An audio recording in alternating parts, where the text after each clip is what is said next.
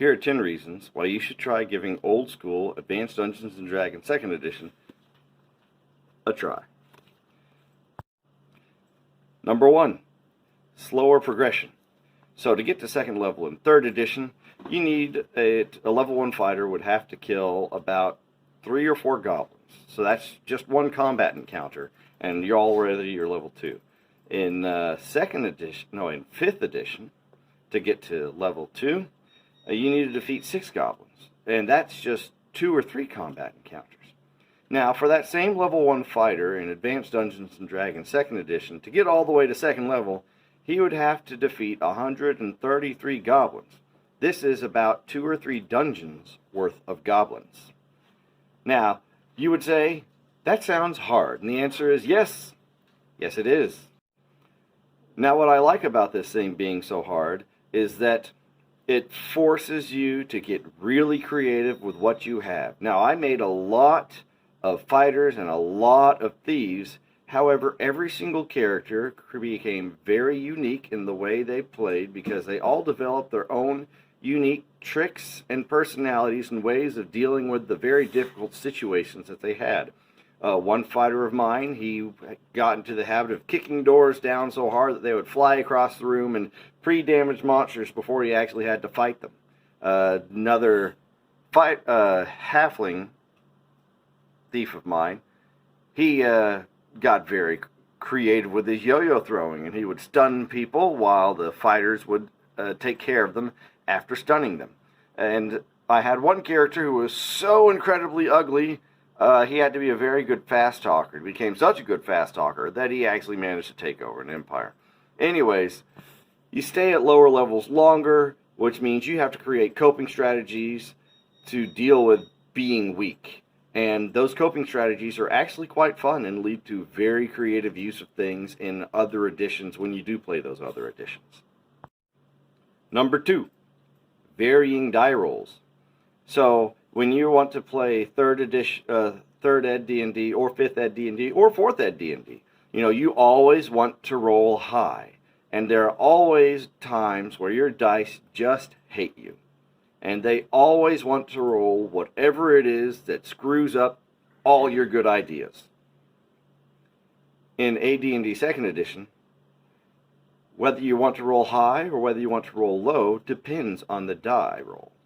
And as long as you don't announce what you need to roll beforehand, your dice don't know what they need to roll to screw you up. So if you have a die that likes to roll low, and you know that you have to roll low to do well on a check, or on this next roll, you grab that die, you don't say anything, and you roll it, and that die tries to hurt you by rolling low, and lo and behold, you just happen to succeed. Number 3,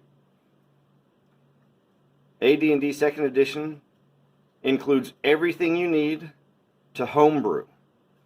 It gives you everything you need to create your own classes, create new abilities, how to gauge those abilities and strength and power relative to other things.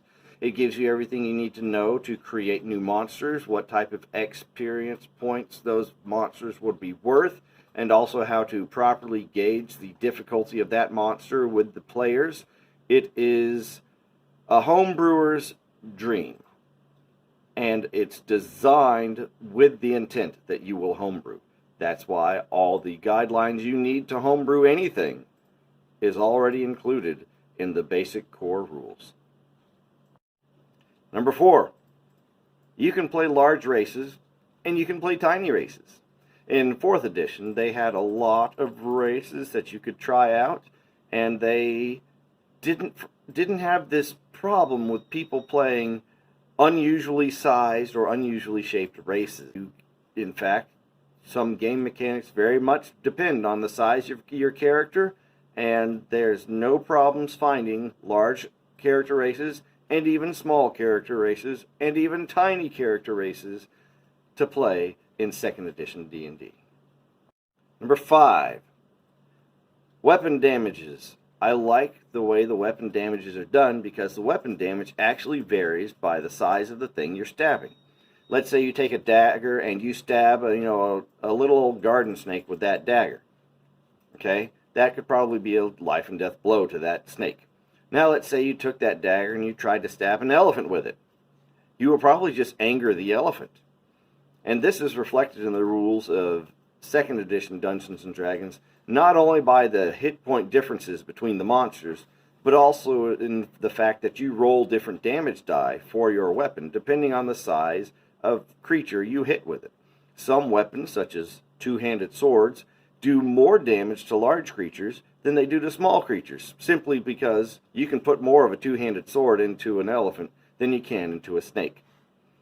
But this makes it more interesting when you're thinking tactics and what weapons to use against which monsters and planning your combat encounters as a player.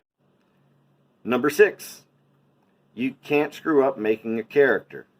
So in some role-playing games, it's hard to make a character at least the first few times because you don't understand how the system works. D&D is pretty good at making it hard to screw up creating a character or making your character concept work in the system. But AD&D is especially good at that because the ability scores that you roll actually control what your choices are for classes.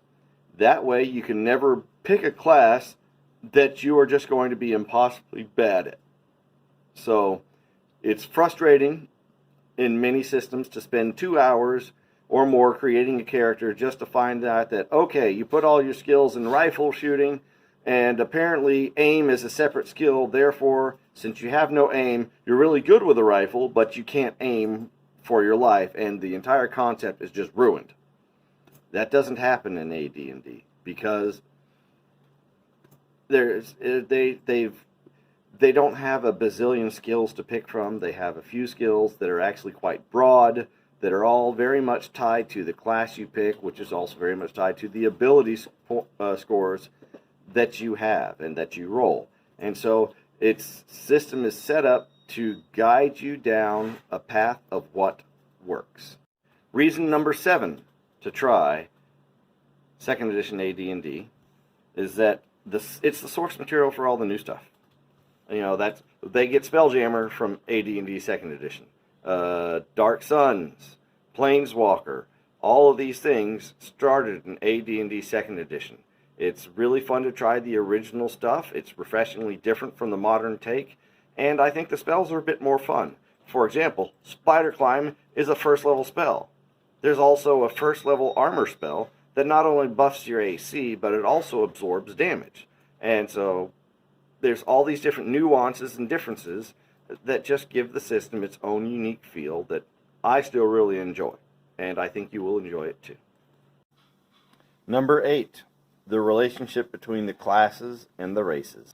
This is something I sorely miss.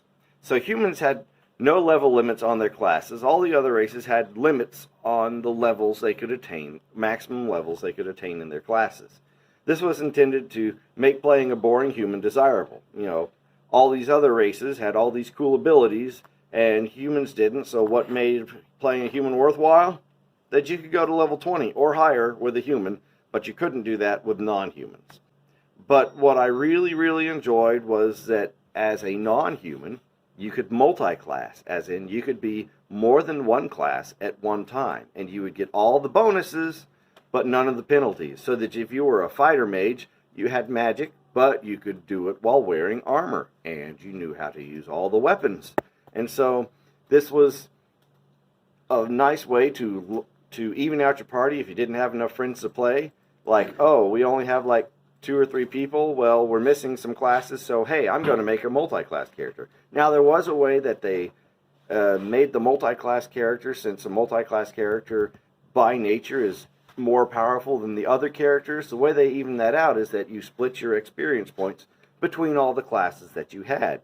And so, while yeah, you may have advanced more slowly, it still worked out that you stayed on par with the rest of the party. Number 9, all the rules from AD&D 2nd edition are now in the public domain.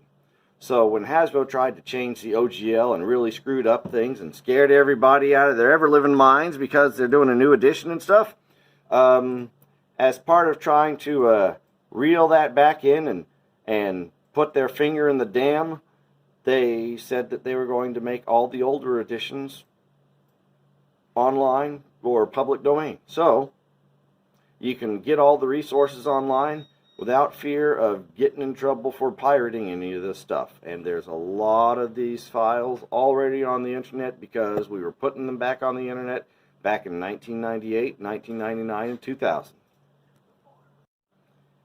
And reason number 10 for playing AD&D 2nd Edition or trying it out is that if you find someone who's still playing AD&D 2nd Edition, they are a gamer with over 20 years of experience. They have played several systems. They show up with all their ducks in a row. They don't show up wondering, hey, oh, what do I do now? Oh, I want to attack. What do I roll? What do I do? No, that we know all this stuff. We've been doing it for 20 years. And so when it's our turn in the initiative order, you don't have to re-explain the entire situation to us. We've been paying attention the whole time, and we already know what spell we're going to cast. And it's probably going to be something creative and out of the box because, well, that's what we had to do to survive. And I think you'll enjoy having them at the table, but also we have experience and we are also used to showing and teaching people how to play these games and also how to have a good time. And I think you'll enjoy playing AD&D with some of us old school gamers who still enjoy the old school stuff, who still play the new school stuff, and just really love D&D. But you should definitely give AD&D 2nd Edition a try.